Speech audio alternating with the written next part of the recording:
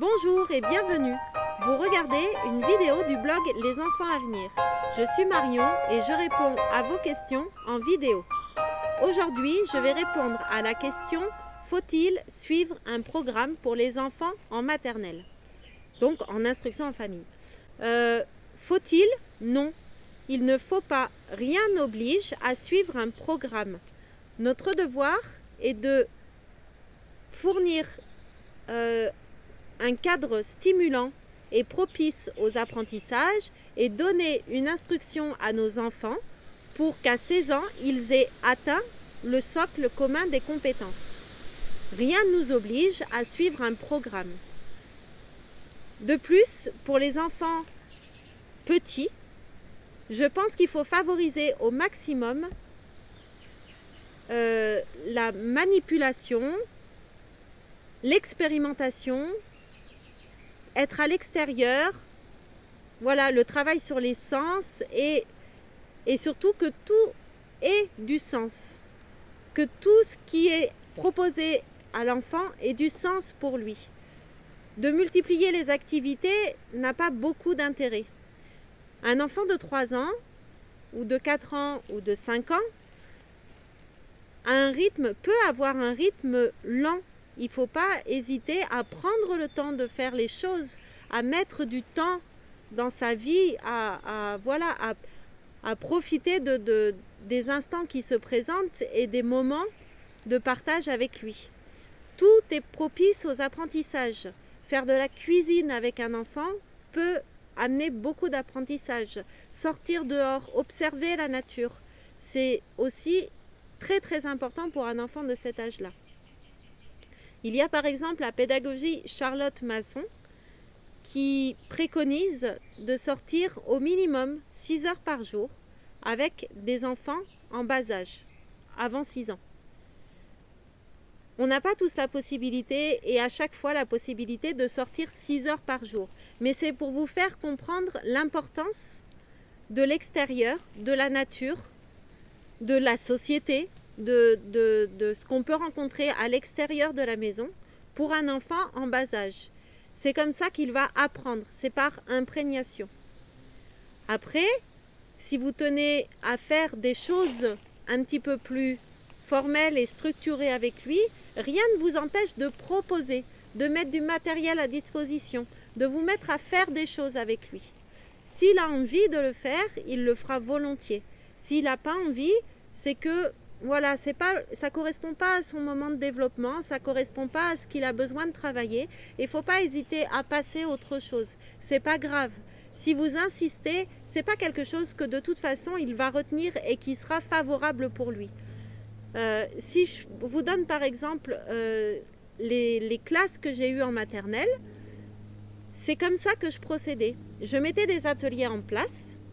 Les enfants qui venaient, c'est parce qu'ils avaient envie de participer aux ateliers. Je ne forçais personne à venir à tel ou tel atelier. Je mettais 4 ateliers en place et moi j'étais présente sur un atelier, l'ATSEM était présente sur un autre atelier et les enfants venaient le temps qu'ils voulaient ou venaient pas et continuaient à jouer au coin bibliothèque ou au coin poupée ou au coin peu importe, enfin voilà tous les petits coins qu'il y avait de tout le temps disponibles dans la classe. Et voilà, et après du coup, quand ils venaient nous voir, c'était parce qu'ils avaient envie de le faire et envie de participer à l'atelier.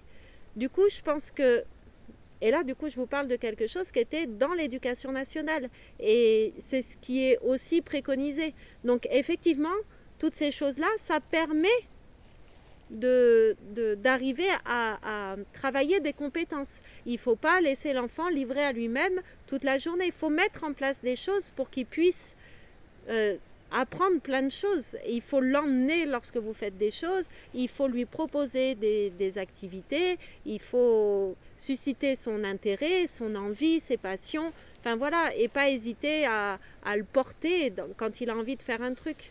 En fait, le programme est là, et c'est à nous de mettre des choses en place. Je parle quand on est à l'école. Hein. Le programme est là et rien n'oblige. La maîtresse doit suivre ce programme entre guillemets, c'est-à-dire proposer des choses qui sont compatibles avec les compétences du programme. Et c'est pas pour ça que l'enfant doit absolument réussir toutes ces choses-là. On doit mettre des choses en place pour favoriser les apprentissages des enfants. Eh bien, c'est pareil à la maison, sauf que là, en plus, vous connaissez mieux votre enfant. Il peut avoir un rythme qui lui est vraiment particulier. Vous savez ce qu'il a envie. Et voilà, il faut vraiment mettre l'accent sur le sens des apprentissages, sur le sens qu'il va y avoir à faire telle ou telle chose. De faire à manger parce qu'on a envie de se faire plaisir et de faire une recette qui nous plaît, ou parce qu'on a bientôt faim et que ça va être le moment de passer à table, ça a du sens. De faire de la phonologie de façon décontextualisée, ça en a peut-être un peu moins. Après, je sais que, par exemple, la phonologie, nous, on fait des petits exercices de phonologie dans la voiture pour ne pas s'ennuyer lors de trajets. Par exemple, le premier qui voit quelque chose où on entend le « ou », voilà. Et bien du coup, ça nous permet d'observer à l'extérieur, de chercher un mot, de savoir s'il y a le son « ou » à l'intérieur. Ben voilà, ce sont des petits exercices préparatoires à la lecture également. On n'a pas besoin forcément d'être sur un bureau et de se mettre à écrire ou de répondre à des questions frontales. Ben voilà, on peut faire des petits jeux d'interaction où tout le monde participe, où on partage de bons moments. Voilà. Donc, pour répondre à la question « faut-il faire un programme en maternelle ?», je pense vraiment que ce n'est pas nécessaire. Il faut fournir un cadre favorisant les apprentissages, un cadre stimulant pour l'enfant et le laisser évoluer là-dedans et l'accompagner dans ses apprentissages, mais on n'a vraiment pas besoin de programme. Tout ce qu'il y a autour de lui permettra de travailler naturellement les compétences qui sont dans le programme ou les compétences du socle. Voilà. J'espère avoir bien répondu à cette question et que cette réponse vous aura apporté des clés pour pouvoir vous occuper au mieux de vos enfants. N'hésitez pas à cliquer sur le bouton j'aime et à partager cette vidéo. À très vite!